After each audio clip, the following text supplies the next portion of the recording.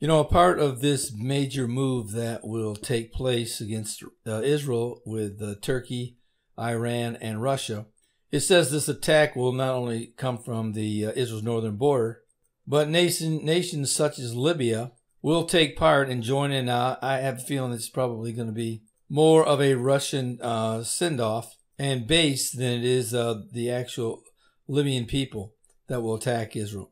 And here's one of the reasons why I feel that way. It says, here's an article, says, after Syria's Tartus port, Russia eyes Libya's Mediterranean port of Tobruk. Now, many of us know already that Russia already has a military base in Syria, but they'd also like to have a military base in Lebanon as well. They're trying to diversify throughout the Middle East. And this is what it says. The advance of the army of General Khalifa Belchazem Haftar towards Tripoli raises again the issue of Russia's ambitions to control Libya's deep water ports of Tobruk and Derna. For Moscow, the port of Tobruk is an ideal logistics and technical base for its navy on the doorstep of southern Europe. It is rumored that Russia already has established two small military bases in the eastern part of Libya. Tobruk is a port on Libya's eastern Mediterranean coast near the border with Egypt. In April, Moscow also established the Libyan-Russian oil and gas joint company in Benghazi in order to guarantee for itself access to Libya oil and gas riches. Moscow is backing Haftar also because it wants its navy to have access to Tobruk, which is a better positioned and equipped warm water port than Russia's existing Mediterranean facility at Tartus in Syria. Russia also has printed back notes for the Tobruk government loyal to Haftar. A warm water port is a port where the water does not freeze in winter because they are available year-round. Warm water ports can be a great geopolitical or economic interest. Russia is also eyeing the oil storage facility in Tripoli port in Lebanon or Libya, 30 kilometers from the Syrian border and 60 kilometers from the port of Tartus. So Russia has a number of interests to take a position with the Libyan government, and further says that Russia is expected to sign by the end of April a 49-year lease contract for the Syrian Mediterranean port of Tartus.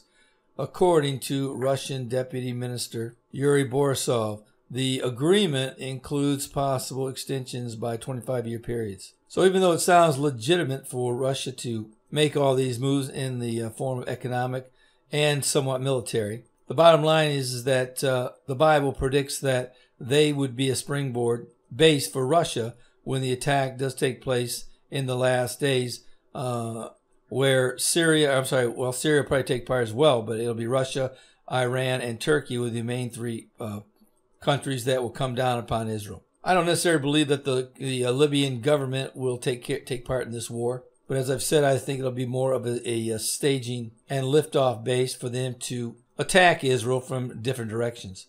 And here's another article that was sent out about a couple days ago. It says Turkey, Iran, Russia condemn U.S. move on Golan Heights. And this is just another reminder that these three nations are coming together in a big way, both economically and especially militarily, to make their presence known in the Middle East. And I believe that the coming peace accord that will take place, that the Antichrist will make strong, will be for the reason to keep Iran and Turkey and Russia as well at bay, and will bring about an alliance that will keep these nations on their back heels so that they don't take over the Middle East. But as the Bible declares, that will basically be what happens. And most of the Western world, if not all of the Western world, will look by and let it take place. In essence, Israel will be on its own. But all this is just leading up to that one day when this war that's been prophesied for over 2,500 years is finally going to take place in these last days. And like I said, all these moves are in response to that coming day. Now moving over to the Palestinian peace process. Here's another article that still states that the Palestinians are still refusing to take any tax revenues from Israel that they have collected on their behalf just because the Israelis have said that they would deduct any amount that the Palestinians continue to pay to terrorists and their families. And I stated a couple days ago, I said that the shortfall of these tax revenues was about $100 million a month, and the Arab League states have decided to take a collection up and make up the $100 million. And, now I'm reading right here, it says Israel collects around $190 million a month. And Israel estimates of that $190 million that about $10 million a month is spent on paying off terrorists. And frankly, that's not very much money. But it looks like they are refusing the other $180 million for the sake of the $10 million that they are paying the terrorists. So even if the Palestinians are being reimbursed by, to some degree, by the Arab League, it looks like they're at least $90 million short.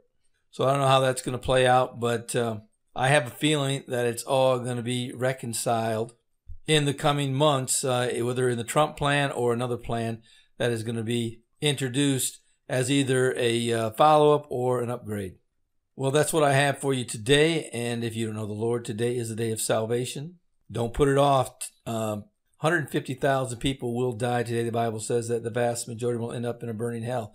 Don't let that happen to you. Come to the Lord today. Ask Him to save you.